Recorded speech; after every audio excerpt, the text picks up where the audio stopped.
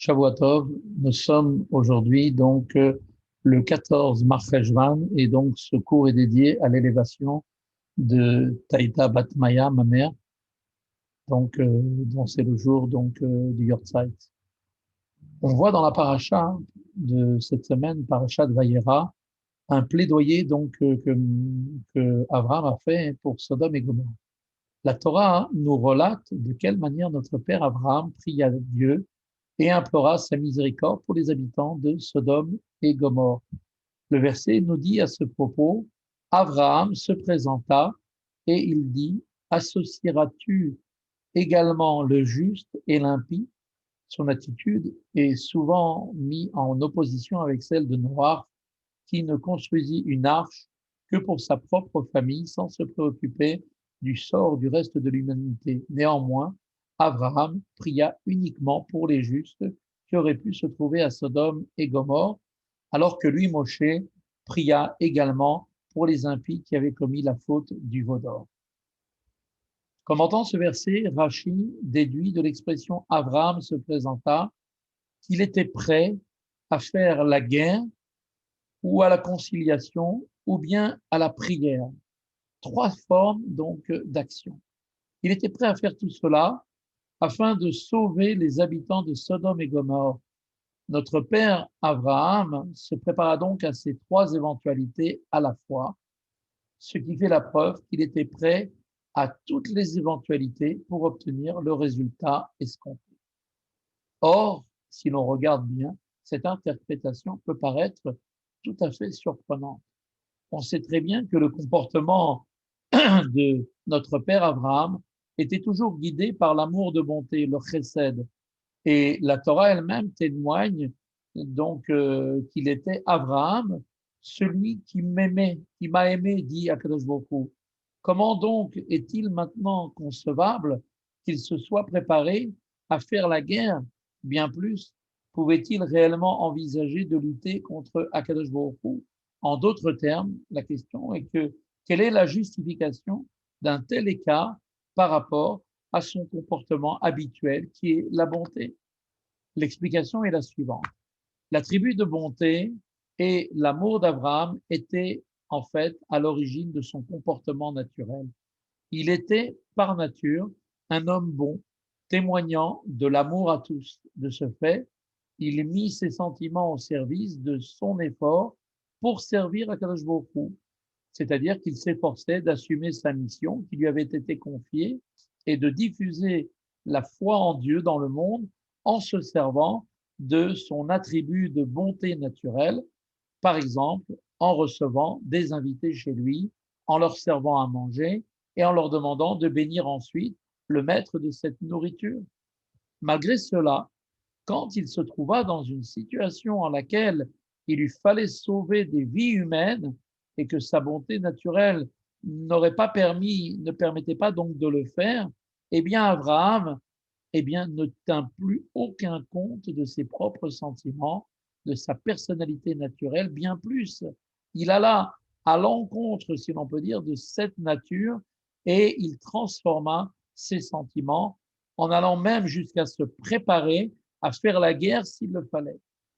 Quand notre père Abraham apprit qu'un décret avait été émis à l'encontre des habitants de Sodome et Gomorrhe et qu'Akadosh Baruch Hu avait envoyé des anges qui s'apprêtaient à détruire ces villes et tous ceux qui y résidaient, eh bien, il s'employa aussitôt à obtenir l'abrogation de ce décret.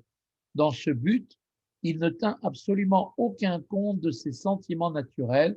Il oublia qu'il était lui-même un homme de bonté et d'amour, si l'on peut dire, et il fut même prêt à faire la guerre contre Akadosh Baruch Hu, si l'on peut s'exprimer ainsi, pourvu qu'il soit en mesure de cette façon de sauver les habitants de Sodome et Gomorrhe, c'est-à-dire au final de faire du bien aux hommes.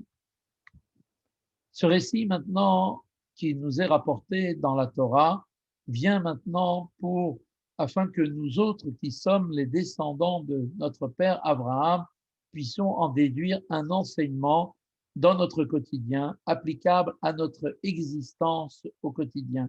En effet, la Torah, comme on l'a déjà dit de nombreuses fois, est de la même étymologie que le mot Hora'a, qui veut dire enseignement. Torah égale Hora'a.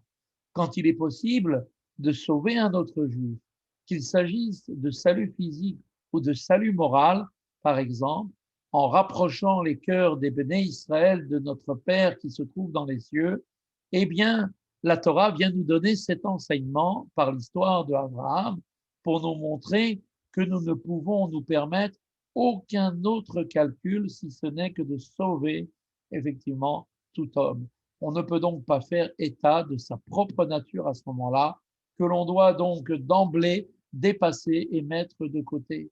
Nous devons, et c'est là l'enseignement pour chacun d'entre nous, investir toutes nos forces dans le salut de ce juif ou de ces juifs, y compris en allant même à l'encontre de notre propre nature si cela s'avère nécessaire. En effet, ce récit concernant notre père Abraham fait la preuve pour chacun d'entre nous que l'on doit aider un autre juif, s'employer à le sauver par tous les moyens qui sont mis à notre disponibilité et sont possibles. S'il le faut, même par la guerre, par la conciliation ou par la prière, sans se demander si ces moyens d'intervention sont en accord ou non avec sa personnalité propre. L'enseignement qui nous est donné maintenant pour chacun d'entre nous, eh bien, est le suivant. La Torah nous demande de nous atteler à la tâche de sauver ces Juifs, ce Juif, et d'investir en cela toutes nos forces. Et celui qui adoptera une telle attitude, la Torah nous le dit, elle nous donne l'assurance que cette personne-là, qui va s'investir dans ce sens, connaîtra la réussite dans tous ses accomplissements parce que il sera parvenu à dépasser le contour de sa nature courante et à apporter l'aide autour de lui et de réparer ainsi par cette manière donc le défaut qui avait été fait lors de la destruction du deuxième Beth Amikdash, qui était le manque d'Ahavat Israël. Nous allons donc remplir et réparer ce défaut maintenant en faisant un Ahavat Israël total et sans limite, au point de donner tout ce que nous avons pour aider un autre juif. Et cela même sera effectivement le médicament et la récompense qui en sortira, sera la reconstruction immédiate de ce Beth Amikdash qui est déjà présent, qui va se dévoiler pour chacun d'entre nous avec la venue de Mashiach immédiate. Et comme le dit le Rambam dans ses Ilchot, qu'il dit qu'il tranche, que immédiatement Mashiach, immédiatement ce sera Triatametim, et tous nos chers disparus reviendront et on les verra. Et à ce moment-là, une joie immense sera proclamée dans le monde entier avec une clameur extraordinaire. Amen. Kenny Ratson, que tout cela arrive très vite. À très bientôt. Shavua Tov.